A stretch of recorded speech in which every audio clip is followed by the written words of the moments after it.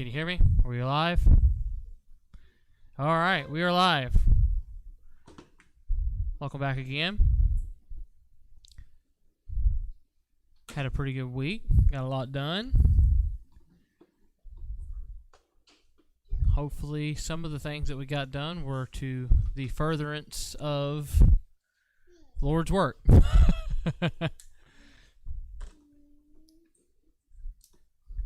When I put it in context like that, it doesn't seem like I got quite as much done. But we keep trying. We onward and upward. What did we discuss in the previous lesson? Sans chapter and verse.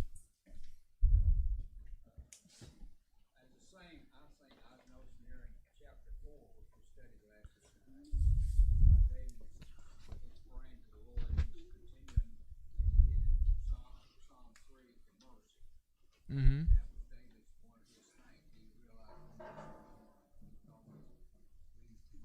Yeah, David's cries for mercy. Whatever you want to say about David, David was humble, and he never forgot who gave him what he had, and who could just as easily take it away. And from whence his help came, and from whence his trouble came. Yeah.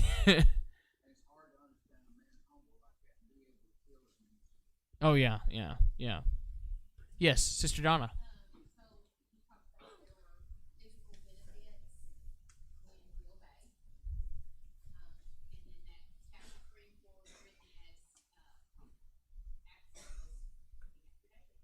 Mm-hmm. Brother Larry.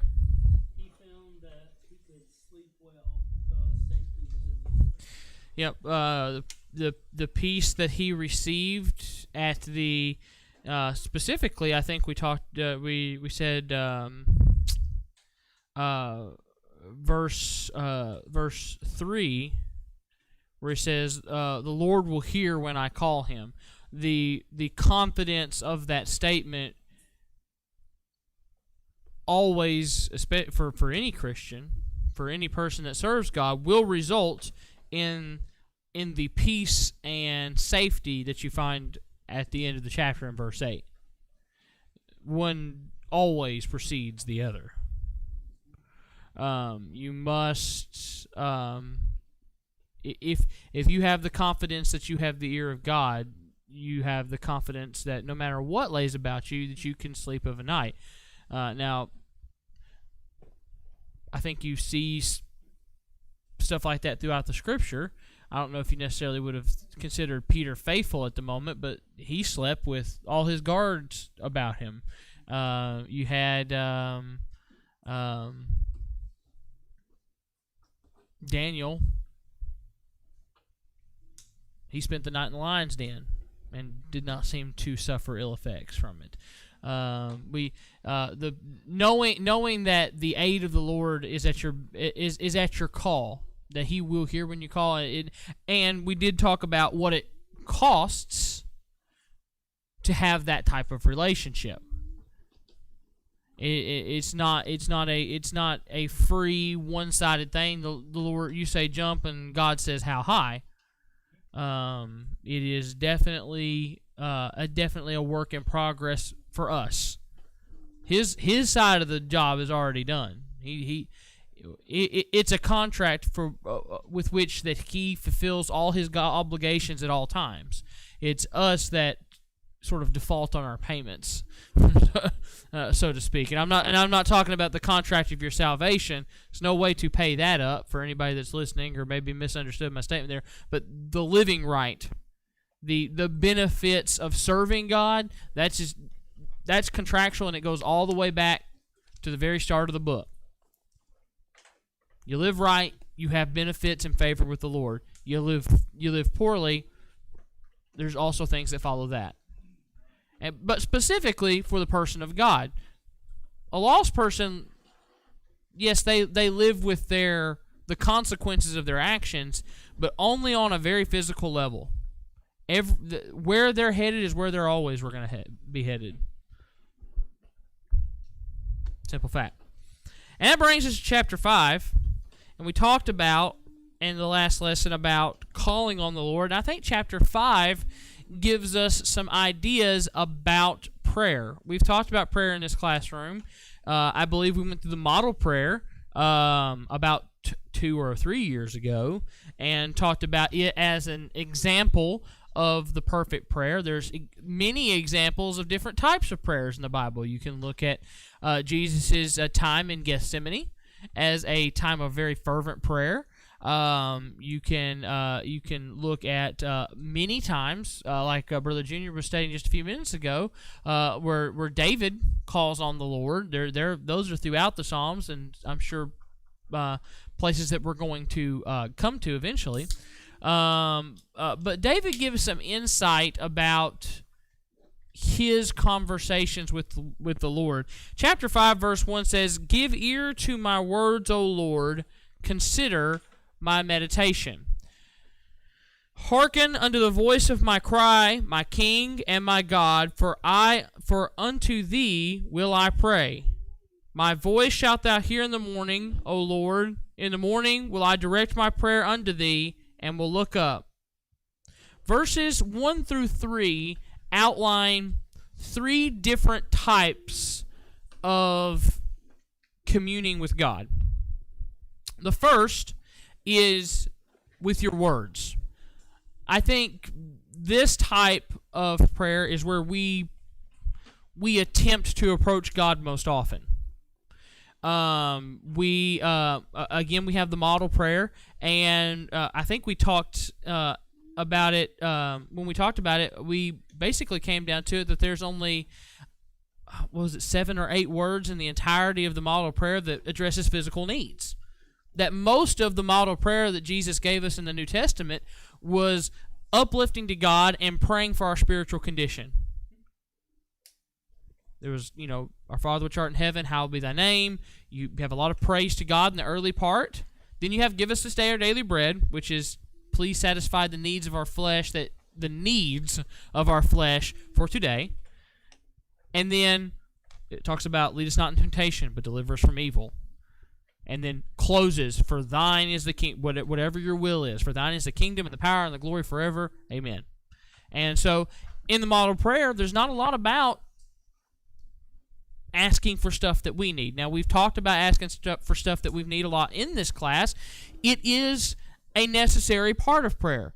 God enjoys us asking Him for the things that He knows that we need. Why? It's the same reason that you, and I've made this analogy before, it's the same reason that parents like their kids to ask. You know that your kids are hungry, they need to eat and to drink, and if you're within smell shot of them, if they need their diapers changed, you're fully aware of their needs.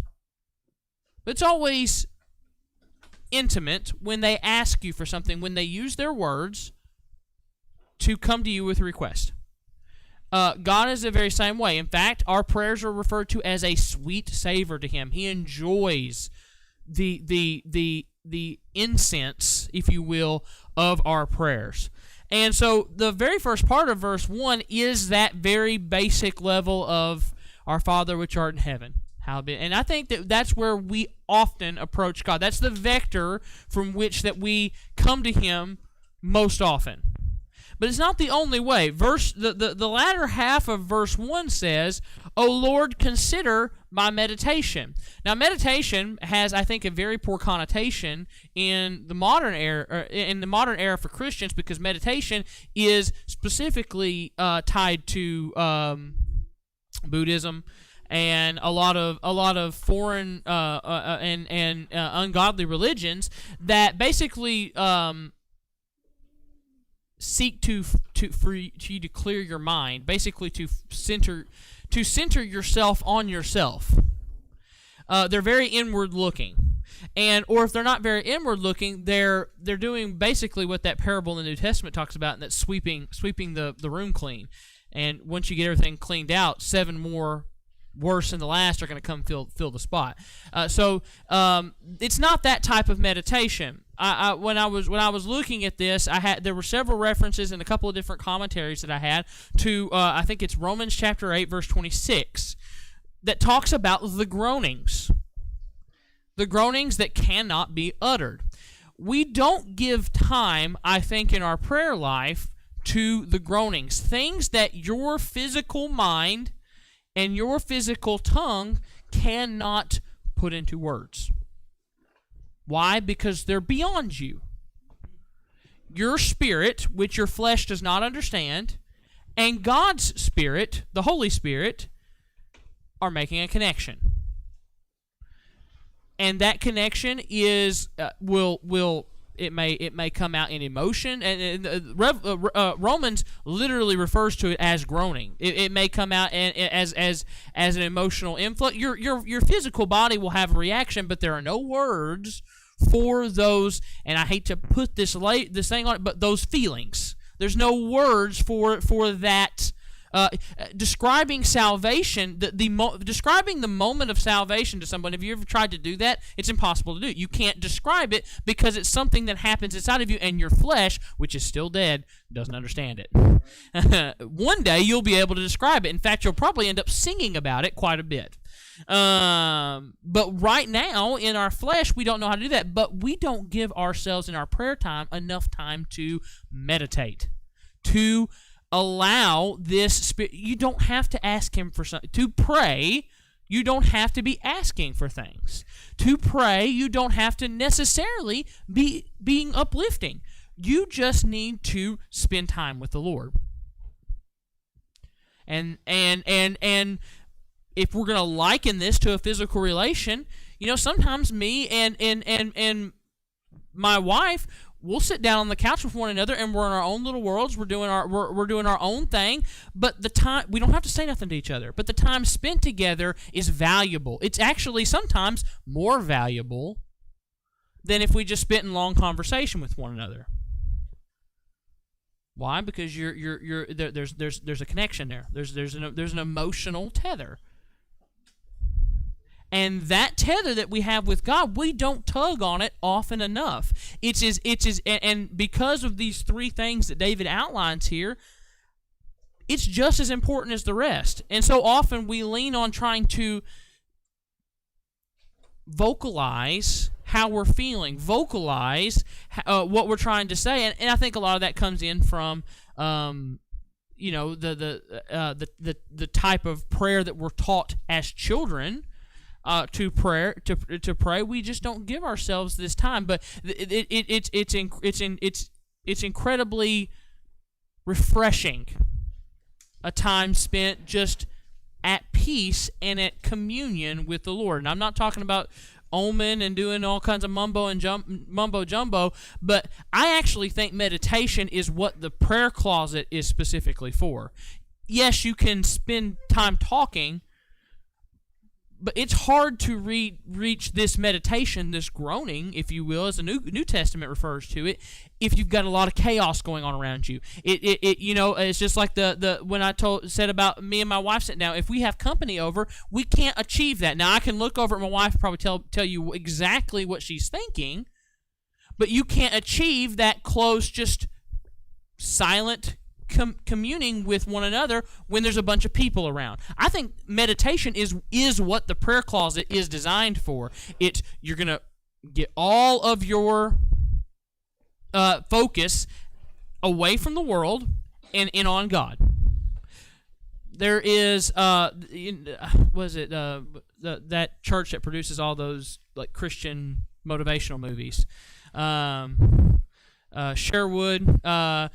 The Sherwood Baptist Church, and they've got some good movies, but they did one on prayer Warriors or something. I forget what it was called. Anyway, it unimportant, but it actually showed in that movie this woman that she set up a prayer closet for herself. She didn't get it at first, and then when she finally did get it, God started answering her prayers, blah, blah, blah.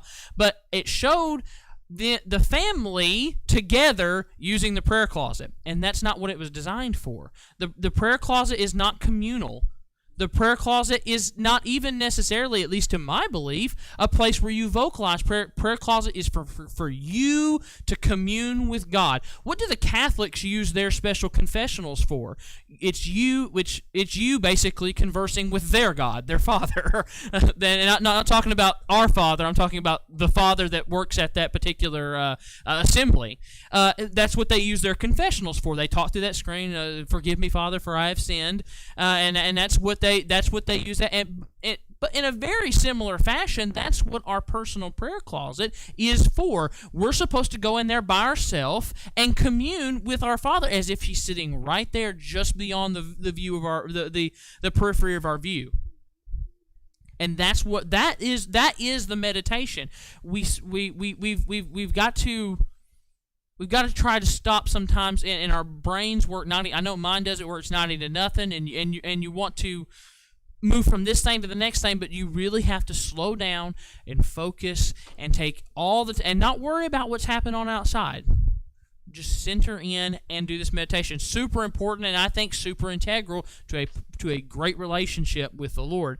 Verse 2 says, "Hearken unto the voice of my cry, my King and my God, for unto thee will I pray." Now, in verse 2, so it says, the third type, I think, of prayer, and one that I think we do get to from time to time, but not often, is the crying. This is when you're pleading for help. This is when you are when things are going not your way, and you're in need of aid. Now, it says, "Hearken unto the voice of my cry," and then how does David refer to God? He doesn't refer to Him as Lord. He refers to Him as my King.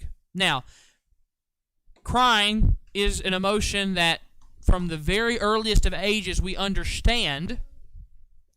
It is an involuntary reaction. I mean, for most time, for babies, if they're crying, most of the time, I've had some experience, but most of the time, it's because there's something wrong with them. They're hungry. They're wet. They need their diaper change. They're sleepy. They're just fussy. They don't want to go. They don't want to get down to a good level of sleep. Something's wrong with them, or they're just being depraved and they just want to make you pick them up and hold them, which is also a need, but probably not exactly worth crying over.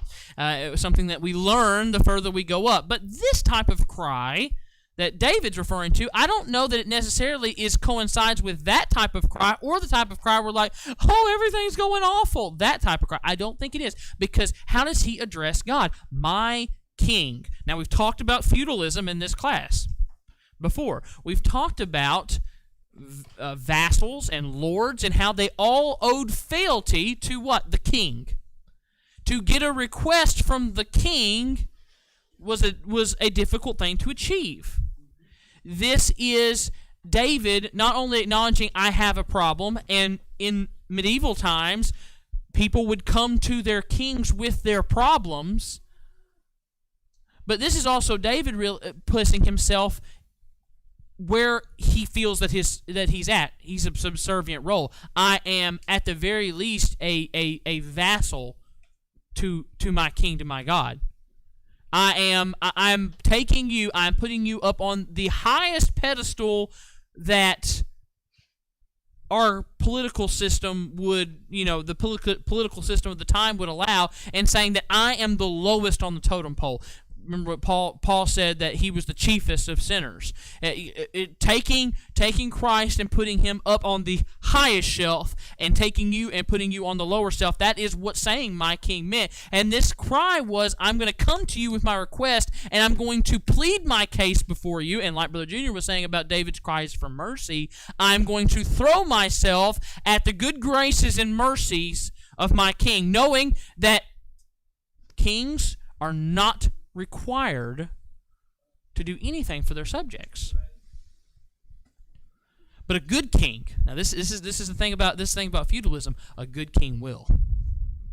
A good king will, because if this doesn't happen to Christ, but in medieval times, if you were not a good king, the people would revolt against you. There was a quid pro quo. You were the king because the people empowered you to be so. So a good king, Jesus, the good king, hears the cries of his servants. When you come before him and you literally cast yourself as nothing before him and all the power is at his disposal as it truly is, well, things start happening. A good king will rise up and say, I will not stand for this injustice. You are my subject, you are my servant, and that Lord will not treat you that way. The devil will not treat you that way. I will stand up, I will beat him down, I will decree an order, and it shall be done.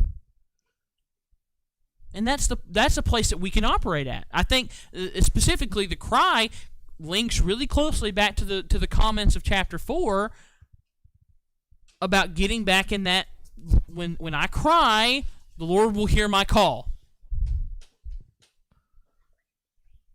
But you have to be able to get into the throne room, people. If you know what vassals and servants didn't make it into medieval courts, probably the ones in prisons, probably the ones that were wandering off in another country. Why? Because they couldn't get it there. It didn't matter if you were under the subjugation of this king. When you're in another king's country, it doesn't matter. You have no rights here.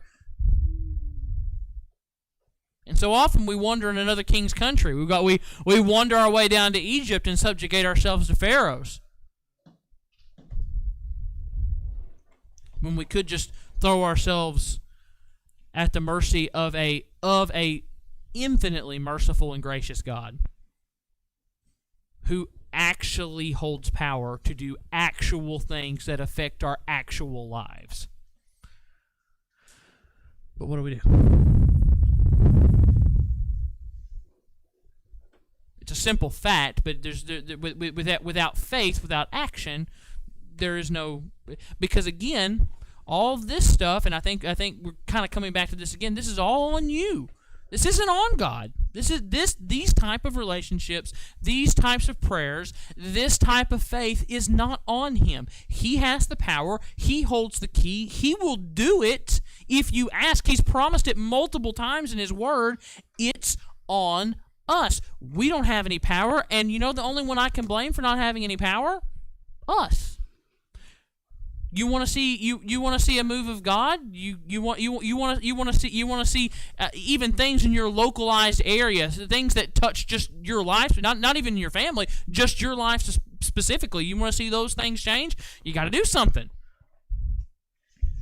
You got to make an effort. You gotta live in righteousness. I think as chapter 3 says, you've got to call upon the Lord, as chapter 4 says, and you've got to meditate, as chapter 5 says. You've got to put the work in. You want to have a good relationship with God? Have a good relationship with God. It's not rocket science, and it's not difficult to understand. My voice shalt thou hear in the morning, O Lord. In the morning will I direct my prayer unto thee, and will look up. Now, David indicates a time of prayer. Now, we know based on Daniel's prophet, the book of Daniel and his prophecy there, that Daniel was very good about praying in the morning and the evening every day. In fact, he was so consistent that it got him into trouble eventually. But David indicates a morning prayer again. Now, I'm not going to tell you when to pray. I feel like our dispensation, the dispensation of grace, is a lot more loose on the rules of when to pray. If we decided all to meet on Monday, I think we should meet on the Lord's Day, but if we all decided just to start meeting on Monday, I don't know that it would necessarily make that much of a difference. But this, and prayer's the same way. I can't tell you, now you need to pray 3 times a day and wash your hands after you do it. Those type of rules are out the window in our age. But I will say that we have 2 examples with Daniel and with David here, and I'm sure if I could dig around in my brain a little bit more, I could come up with some more of a morning prayer, a morning oblation before the Lord, a starting your day by communicating with Him. When you wake up of a morning, you roll over and you see a significant other. Do you just roll back over to the other side and just go? Do you say good morning? Well, He's there with you all the time. every day. And when you come out of your stupor of unconsciousness, maybe he'd like to hear a good morning too. Now that does sound petty, but honestly, the Bible refers to God as a jealous God. I'm not saying that our God is petty. I'm saying that he wants as much attention as everybody else is getting. More so. He said, I created you. The person laying next to you just married you. They put up with you. I saved you. I deserve as much as everybody else, and that's why I think that our church buildings should be as nice as our houses. The way that we dress to come should be as nice or nicer than we show up to do anything else. This should be the place where we put our best foot forward. Why? Because God deserves it. He deserves the best of us. And when you wake up of a morning, maybe it's time to sit down and pray. That's just and moreover said, "My voice shalt thou hear." Now, David had these quiet, intimate moments, and I think what we can see from the last several Psalms that we've looked, God heard him when he spoke. And that's invaluable. I will direct my prayer unto thee, and will look up, for thou art a God, for thou art not a God that hath pleasure in wickedness, neither shall evil dwell with thee. The foolish shall not stand in thy sight. Thou hatest all the workers of iniquity. Now, he goes from this talk about prayer to what will not stand before him.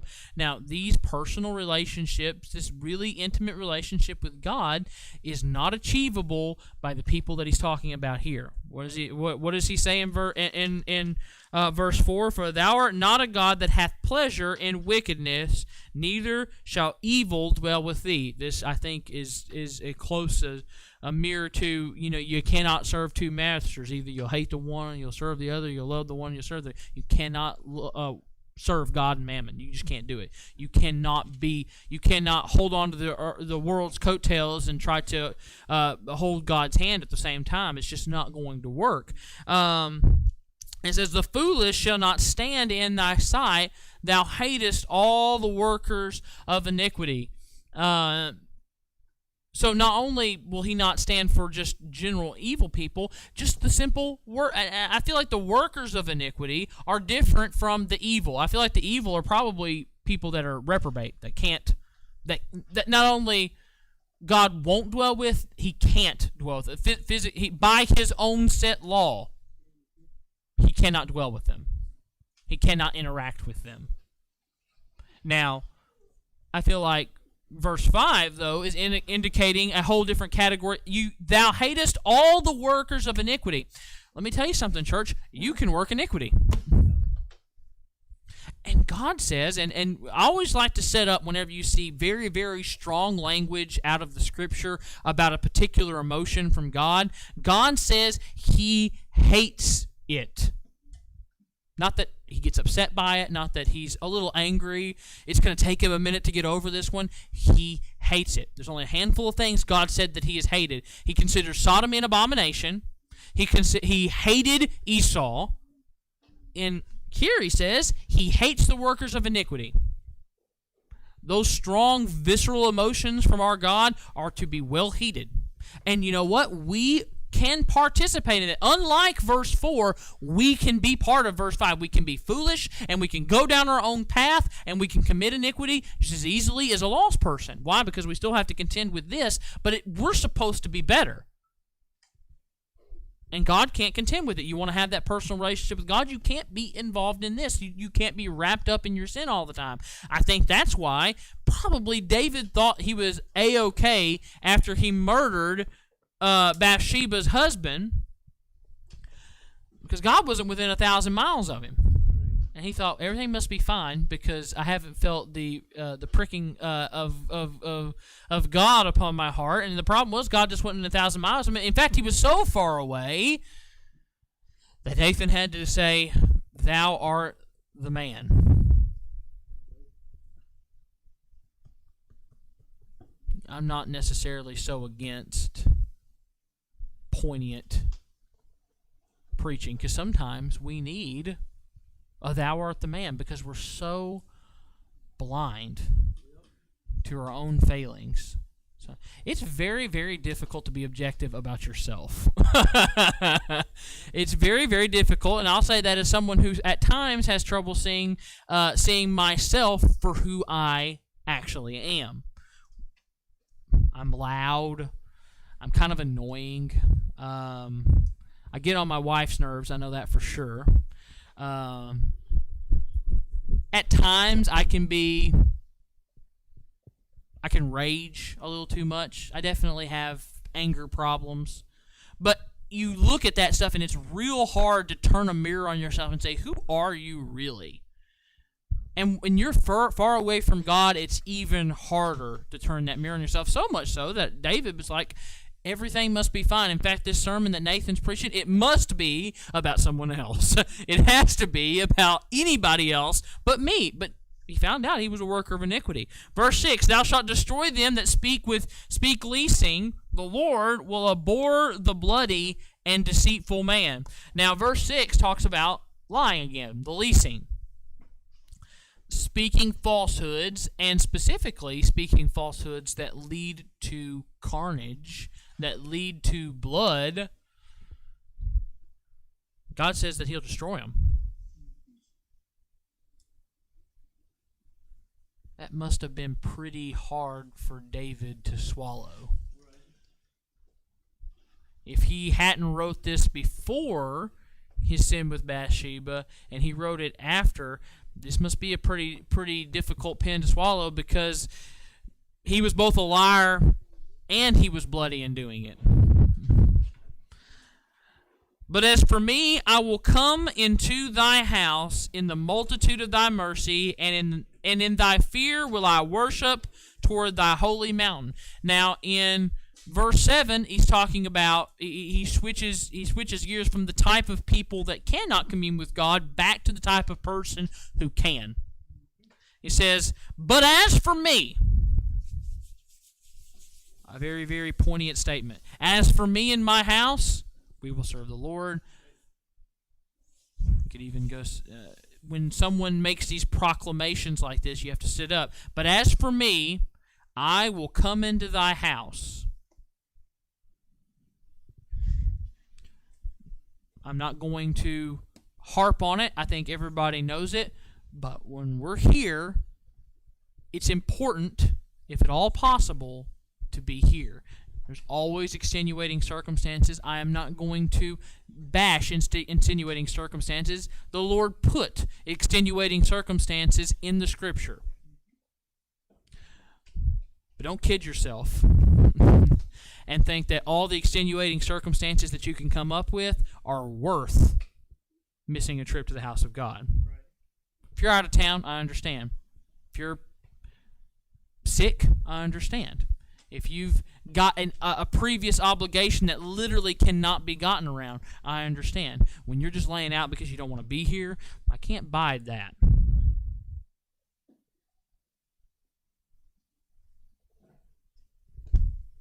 Simple fact. The type of person that can have the relationship with God, I will come into thy house. What? With the multitude of thy mercy. Why does he need mercy? Because there's a colon there. The next thing that's going to follow directly talks about the previous statement.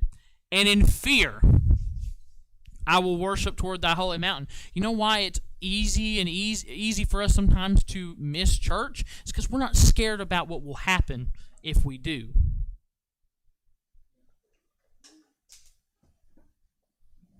So I will worship in fear. You know what fear is?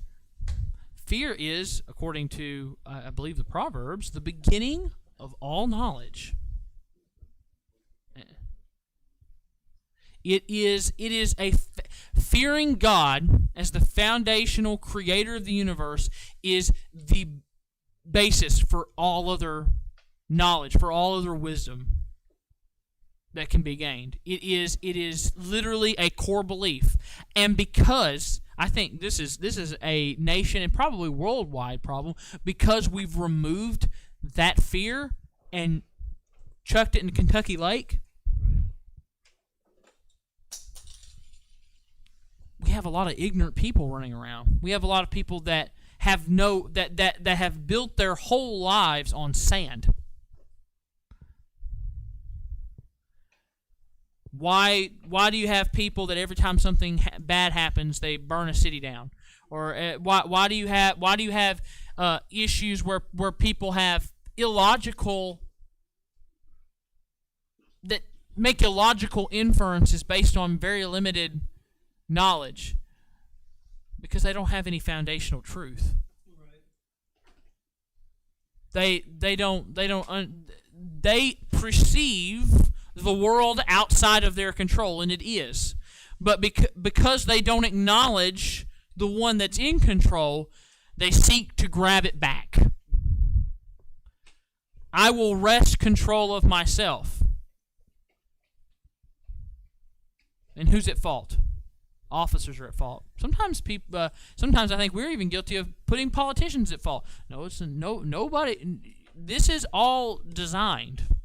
This is all the great plan of our great Creator, and we don't need to fear because we fear. Our fear is placed in the one that actually is the one to be scared of, the one that can destroy your never-dying soul should He choose.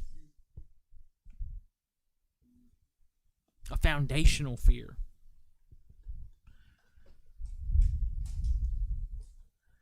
It says He will worship. What do we come here to do? Come here to worship. Lead me, O Lord, in thy righteousness because of mine enemies. Make thy way straight before my face. Now, David has a simple request here. Just show your path to me. Sometimes, when it comes to the service of God, I think we get so overzealous that we can't see the spiritual forest for the spiritual trees. And it's not because we're not trying, it's because we're trying to do too much. We're zealous, and being zealous is a good thing, but zealous with no direction will just leave you wandering around. And David says, I want to be led. Show me a path. Make me a path. But Larry talked about the crossing of the Jordan today and the crossing of the Red Sea. You could even say Elisha's crossing of the same Jordan River. Make me a path. Open me a way. When there's no other way around, open me a way and I will follow a straight path. Open me a straight path. For there is no faithfulness in their mouth. Their inward part is very wickedness. Their throat is an open sepulchre. They flatter with their tongue. Destroy thou them, O God. Let them fall by their own counsels. Cast them out in the multitude of their transgressions, for they have rebelled against thee. Let all those who... so in verses 9 and 10, he's talking about these same people that I think he was referring to in the early part of the chapter, but he says, let them fall by their own counsels. All these people out here with their opinions about all the political stuff going on, they will fall by their own counsel. They have to.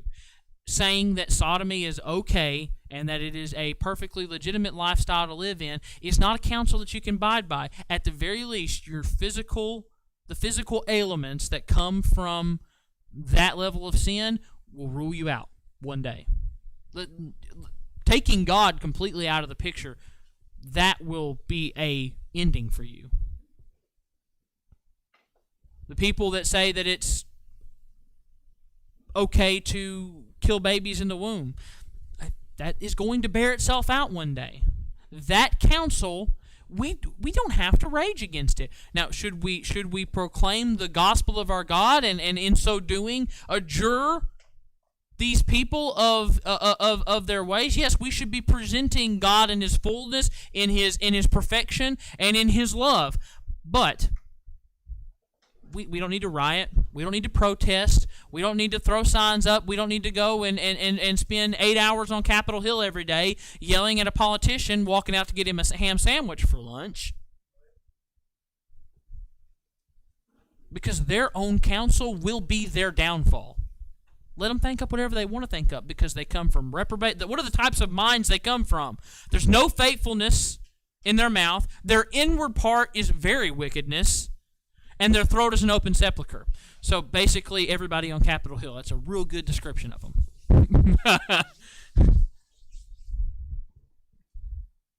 And honestly, a lot of the people we see around us today.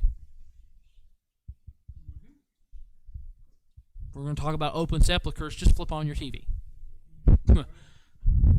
Never has a coffin been opened that stank quite so much.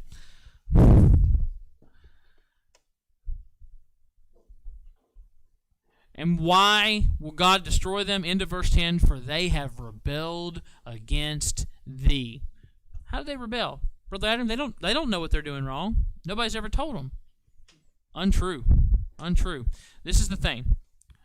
When Adam and Eve sinned, we gained knowledge of what? Two things. What two things did that tree give us? I'm going to go ahead and get a hand for this because I hope somebody knows. Brother Jarrett? Knowledge of good and evil. And that was gifted to every one of their race. You want to know why your kids, when they take something that doesn't belong to them and they try to hide it, usually in some type of comical fashion, because they don't know how to hide things yet? Because they know it's wrong.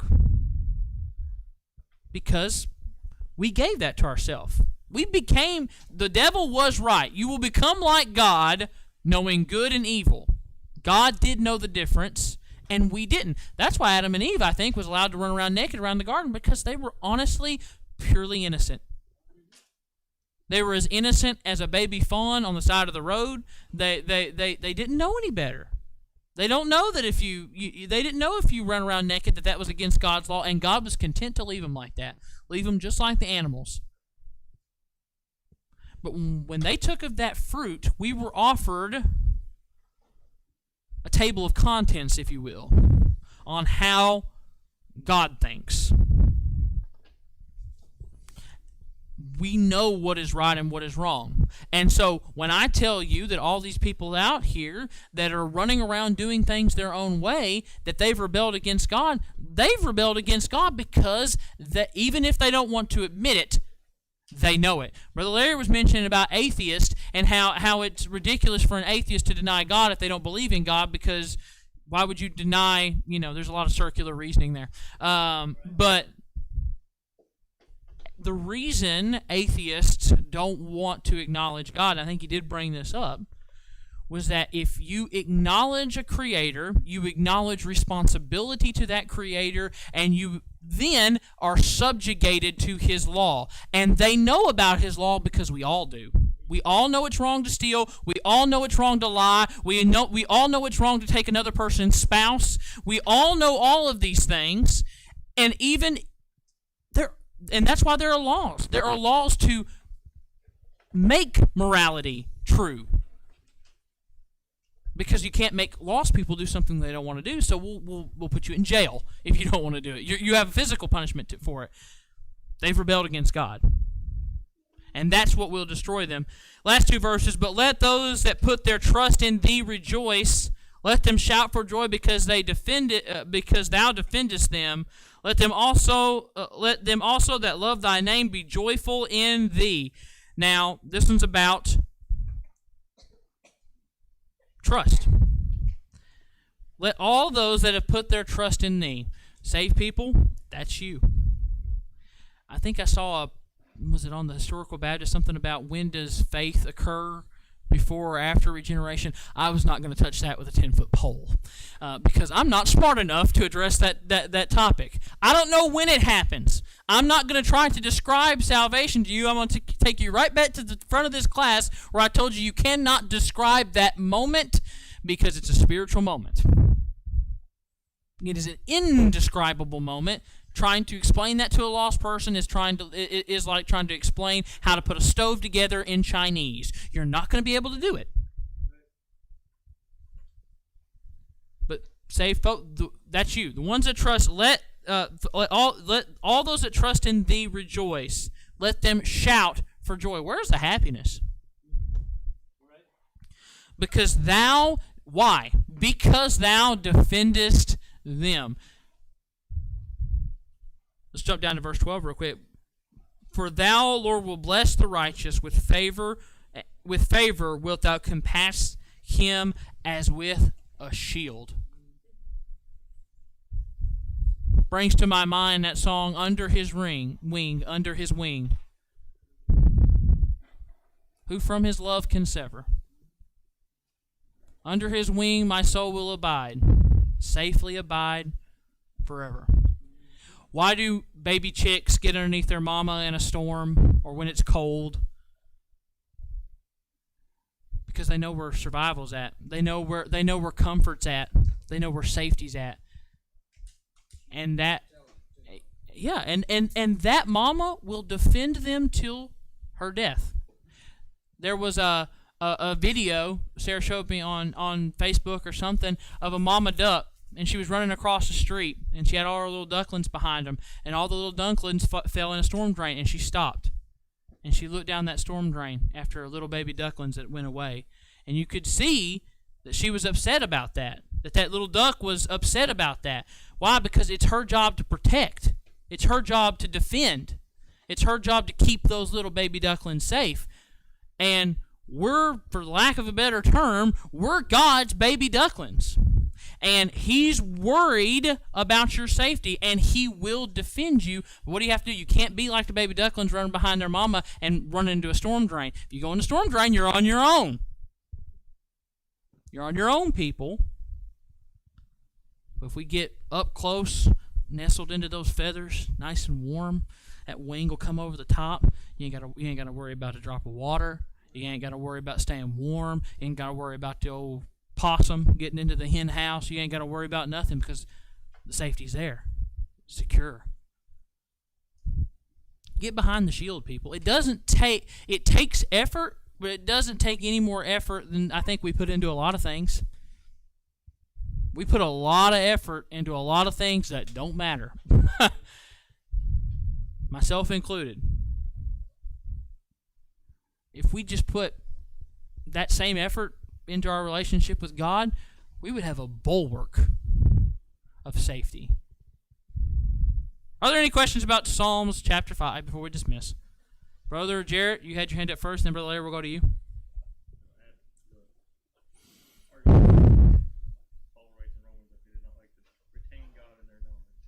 Yep. Yeah, they don't like to believe in God. Well, even atheists, if you really get them down to it, they believe in an intelligent creator. They just don't want to acknowledge that God is in it. They're willing to believe that space aliens came and seeded this planet with life before they'll believe that God did it. Because I guess it's easier to believe that an alien created it. Yeah. Space aliens don't have a law. Space aliens do not require things of you.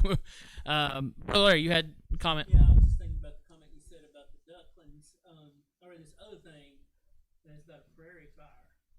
And it could just scorch the land, and there's a couple men walking over the land. There's a prairie chicken there. And they kind of kicked it. She was gaping. And little chicks went everywhere. Tim Barrow, my boss, he bush hogs a field pretty close to his house there, and he was bush hogging, and there was a big doe deer standing in the field, and he mowed closer. He said, I mowed closer and closer and closer to that deer, and he said I was maybe me to Brother Larry over there from the deer, and he said, there's a fawn out here somewhere. And he come up, he got off there, and there was a fawn right there, and that mama was not gonna move. She was gonna get run over with that bush hog before she was gonna leave that fawn there by herself. And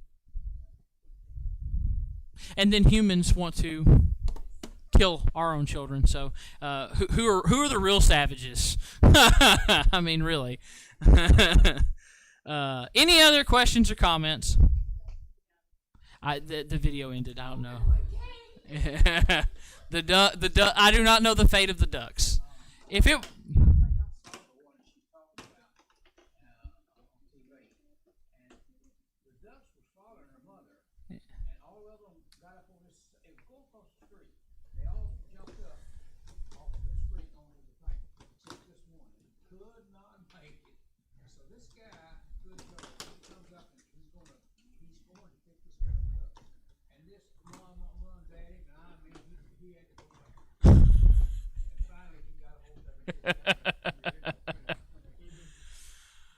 Oh boy. All right. Any other questions or comments before we continue? All right. Y'all have a good week. And I guess I'll see most of you here on Tuesday.